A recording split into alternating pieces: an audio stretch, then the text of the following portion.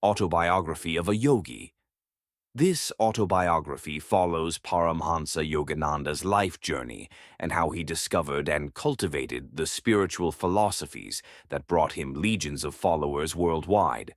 The book introduces the reader to the life of Paramahansa Yogananda, written by him in 1946, and his encounters with spiritual figures of both the Eastern and the Western world. Ever wondered how a life of a yogi would be? How he would create spiritual philosophies for his followers, and how these spiritual philosophies would help common people like us? Your wait for the answers just got over today. Today, we will discuss a book summary mentioned in Steve Jobs' biography, which said he read Autobiography of a Yogi by Paramahansa Yogananda every year. And not only he, but very successful people of the world also read this book, which they consider to be the most significant contribution to the success of their lives. And that's why they all suggest others to read this book. When Paramahansa Yogananda wrote the last sentence of his autobiography, he was meant to have said, "This book will change the lives of millions. It will be my messenger when I am gone." This autobiography follows his life journey and how he discovered and cultivated the philosophies that brought him legions of followers worldwide. The book introduces the reader to the life of Paramahansa Yogananda, written by him in 1946, and his encounters with spiritual figures of both the Eastern and the Western world. To understand this book easily, we have summarized this book in 7 different parts. First of all, his history and family have been described. After that, which all-important people did he meet during his journey? In the third part, reincarnation is talked about. Then about his spiritual journey, role of fear and divine will. And in the final part, all the spiritual learnings of Yogananda have been told. I suggest reading this summary very carefully and comfortably. Part 1. Family and History of Yogananda. Paramahansa. Yogananda was born as Mukunda Lal Ghosh in Gorakhpur, India, into a Bengali Hindu family. Yogananda was born in 1893. His father was a scholar who had memorized many sacred texts, including the Bhagavad Gita. He explains that Indian culture values guru-disciple relationships more than anything because they are based on wisdom and spirituality. Yogananda's family is steeped in this tradition, as he has an enlightened soul from a past life that can manifest itself in various ways throughout his childhood. For example, when he was just 2 years old, he saw himself as an adult yogi meditating on Mount Kailash in Tibet for a past life. Then, at age 4 or 5, when most children cannot talk, Yogananda discusses past lives with people around him. He says things like, "I used to be so-and-so." Naturally, this causes some consternation for those around him. Yogananda's father is high up on the Bengal-Nagpur Railway. His mother is loving and kind, teaching her children only through love. Both his parents have a deep connection with their guru, Lahiri Mahasaya. As Yogananda grows up, he continues to have spiritual encounters. He seeks out saints and sages in his community for guidance. At 11, he had a vision in which his mother tells him she will die. Not long after, she does, and he feels compelled to pilgrimage into the Himalayas. His brother convinces him not to go, but continues seeking a guru who can guide him better. When Yogananda was 17, he met his guru. His name was Sri Yukteswar Giri, and he had several visions of him before they met. The two men shared unconditional love for each other from the moment they saw each other in a Benares market. Sri Yukteswar taught Yogananda many lessons that were difficult to learn but beneficial in the long run. Although it was sometimes hard to take what Sri Yukteswar said or did, Yogananda embraced those moments because of their strong connection with one another as teachers and students in past incarnations. Sri Yukteswar taught Yogananda the principles of Kriya Yoga, a yogic practice that helps people attain enlightenment. Kriya Yoga focuses on meditation to use one's breath to achieve unity between mind, body, and spirit. Yogananda devoted himself to mastering this practice and studying with his guru. At the same time, Yogananda was efficient and wanted to focus on his studies. However, Sri Yukteswar reminded him that he needs to live in the material world and enjoy its lessons, perspectives, and opportunities for enlightenment. So, in 1915, after receiving a degree from Serampore College, a British university, Yogananda took formal monastic vows into Sri Yukteswar's order and officially became as Swami Yogananda Giri. Yogananda then shared his spiritual knowledge with the world. In 1917, he opened a school in West Bengal, where students learnt yoga and traditional Indian spirituality. He came to America for the first time in 1920, and Americans embraced his teachings. That same year, he founded Self-Realization Fellowship SRF in Los Angeles to help spread these ideas even more widely. Yogananda lived in America for the rest of his life, except for a brief visit to India. During that time, he met Gandhiji and introduced him to Kriya Yoga. Yogananda's life and teachings are so universal that he met several famous people in his lifetime. Part 2. Meeting with kindred spirits. Sages encountered include the perfume saint, who could materialize sense at will, the tiger Swami, who had wrestled and defeated tigers, and the levitating saint, Baduri Mahasaya, who had given up great family riches to become a yogi. The author also met Shankari Maiju, the yogini, woman yogi, of great age, and Nirmala Devi, the beautiful, joy-permeated mother, who spent much of her time in the state of samadhi. Yogananda journeyed into the heart of Bengal to find Giri Bala, a non-eating saint who had used a specific yoga technique that had allowed her to exist without food for decades, with no ill effects, and proven by close observation. Yogananda was in close friendships with scientists Jagadish Chandra Bose, Rabindranath Tagore, Luther Burbank, and Sri Ramana Maharshi. Part 3. Reincarnation. The Guru is referring to the concept of reincarnation. He does not use the term yet, but shows that the phenomenon is natural by easing readers into the idea with his specific examples. Most people meeting the concept of reincarnation for the first time either reject it or misunderstand it. For example, you've probably heard people say if they come back, they'd like to be a bird. But Yogananda explains that reincarnation is part of evolutionary progress. Therefore, coming back as a bird would be devolution, or going backward. Humans only come back as animals if they learn a specific lesson in the animal kingdom. Returning to Earth in a body is essential in this yoga philosophy. It works in concert with karma, similar to the biblical concept of sowing and reaping. Yogananda's explanation of these concepts is superb. He helps his readers understand why they are born on this earth, their goals, and how they can achieve them. Most of the time, Yogananda's efforts to transcend mortal concerns involved managing discomfort or unpleasant sensations. For example, he attempted not to complain while enduring long fasts, and he had to learn to meditate without paying attention to the mosquitoes and other bugs biting him. These moments of discomfort helped Yogananda learn to focus on God rather than his own needs. He realized that transcendence isn't about abandoning the regular world. It's about balancing an enlightened mind with attention toward present responsibilities and concerns. Part 4. His learning through spiritual journey. In this part, lessons of his spiritual journey have been told, which is the essential part of this book.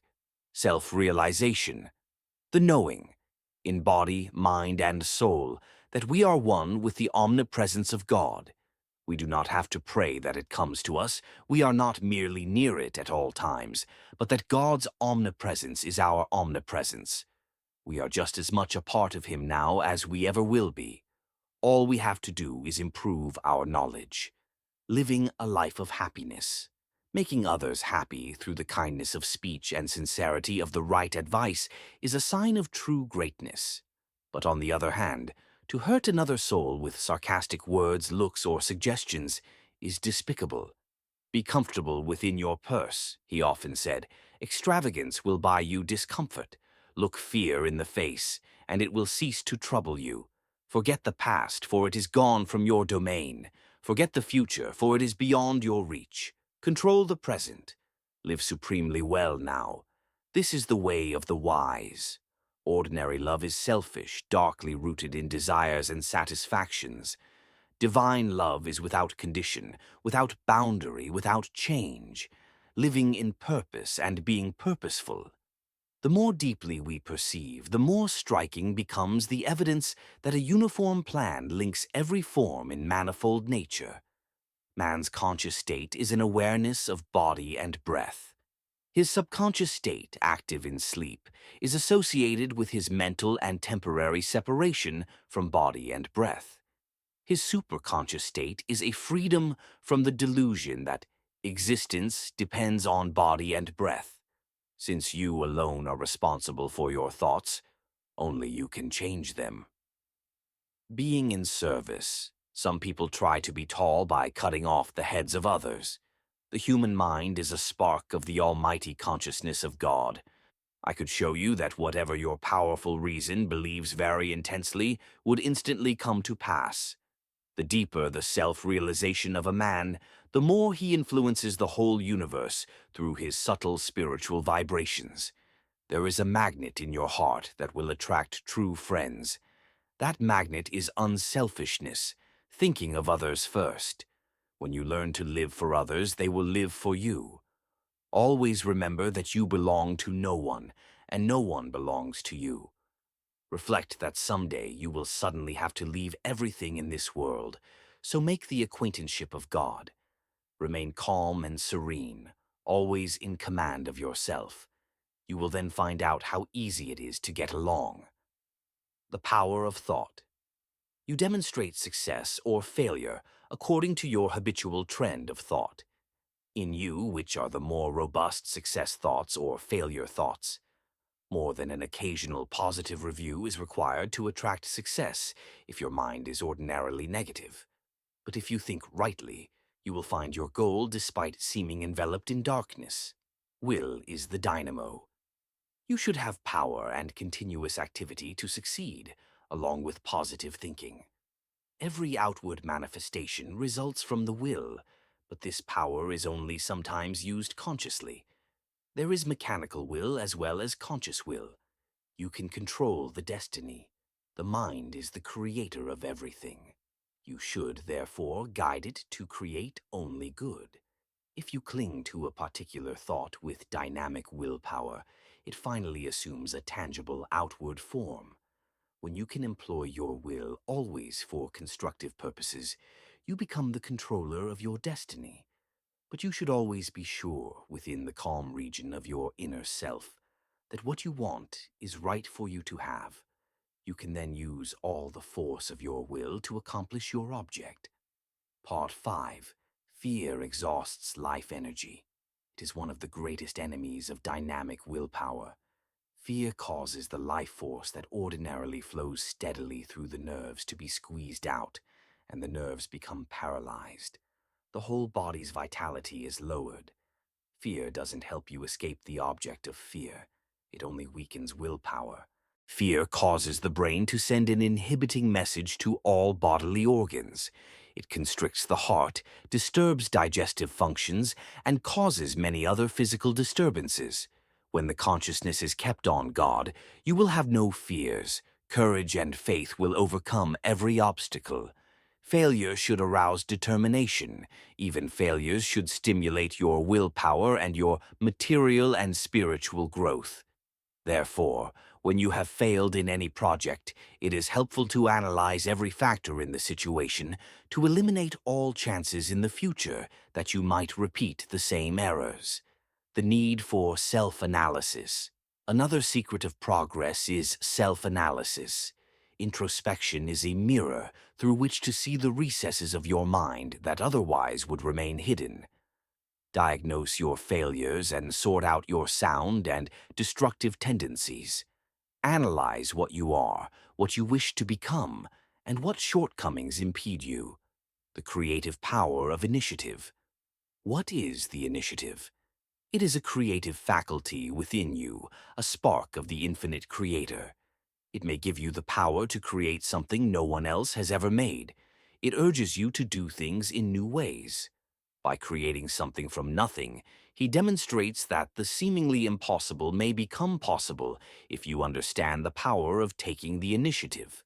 See the image of God in all men. Many people excuse their faults but judge other people harshly. Instead, we should reverse this attitude by excusing others' shortcomings and harshly examining our own. Habits of thought control one's life. Success is hastened or delayed by one's habits, not your passing inspirations or brilliant ideas so much as your everyday mental habits control your life. Habits of thought are mental magnets that draw certain things, people, and conditions to you. Good habits of thought enable you to attract benefits and opportunities. Bad habits of thought attract you to materially minded persons and unfavorable environments. Part 6. Power of Divine Will. Divine will has no boundaries. It works through laws known and unknown, natural and seemingly miraculous. It can change the course of destiny, wake the dead, cast mountains into the sea, and create new solar systems. From the ocean of abundance, just as all power lies in his will, all spiritual and material gifts flow from his boundless abundance. To receive his blessings, you must eradicate all thoughts of limitation and poverty from your mind. Universal mind is perfect and knows no lack. You must maintain a consciousness of abundance to reach that never-failing supply. Even when you do not see where the next dollar comes from, you should refuse to be apprehensive. When you do your part and rely on God to do him, you will find that mysterious forces come to your aid and that your constructive wishes soon materialize. This confidence and consciousness of abundance are attained through meditation. To know more about how spiritual philosophies can help each one of us achieve success, please read the summary of The 7 Spiritual Laws of Success. The link is just down below. The way of meditation. Living in a constant state of business clouds our minds with stress, and we become detached from our higher consciousness. Meditation is like a drain, allowing us to expose our negative emotions so that we can release them. It can be painful, but sitting with negative emotions is the only way to heal, break down our fears, and dismantle the beliefs that have held us back. By the power of concentration and meditation, you can direct the inexhaustible energy of your mind to accomplish what you desire and to guard every door against failure. All successful men and women devote much time to deep concentration. They can dive deeply into their minds and find the proper solutions for their problems. If you learn how to withdraw your attention from all objects of distraction and to place it upon one thing of concentration, you too will know how to attract at will whatever you need. Success is measured by happiness. Consider whether fulfillment of the goal you have chosen will constitute success. What is success? If you possess health and wealth but need help with everybody, including yourself, yours is not a successful life. When wealth is lost, you have lost a little. When health is lost, you have lost something of more consequence. But when the peace of mind is lost, you have lost the highest treasure. Put God's power behind your efforts. Release for constructive purposes the power you already have, and more will come. Move on your path with steadfast determination, using all success attributes. Tune yourself with the creative power of spirit. You will be in contact with infinite intelligence, which can guide you and solve all problems. Part 7. Energy is a creative force that we can harness. All life is energy.